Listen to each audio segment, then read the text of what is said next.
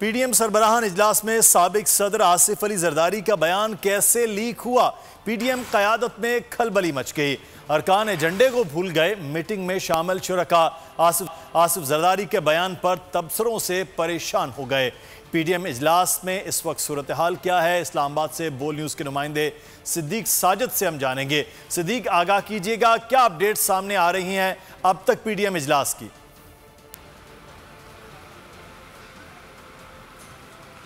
जी, 3 घंटे से ज़ायद हो गए हैं। ये इजलास जो है मौलाना फजलुर रहमान की ज़ेर सदारत जारी है, लेकिन इस इजलास में साबिक़ सदर आसिफ अली जरदारी का जो खिताब है वो हावी रहा है और एजेंडे के ऊपर अभी तक जो है वो खुलकर बात नहीं की गई है।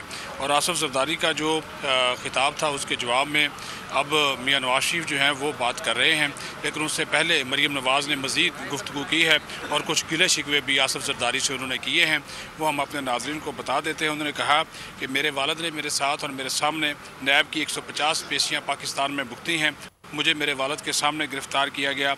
मियाँ साहब मेरी वालदा को बिस्तर मर्ग पर छोड़कर पाकिस्तान आए। जो केसेस की हकीकत है वो सबके सामने है।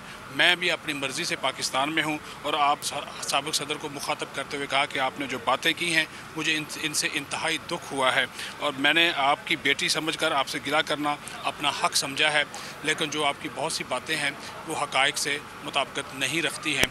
अब ज़राए के मुताबिक मियाँ नवाज शरीफ जो है वो गुफ्तगू कर रहे हैं।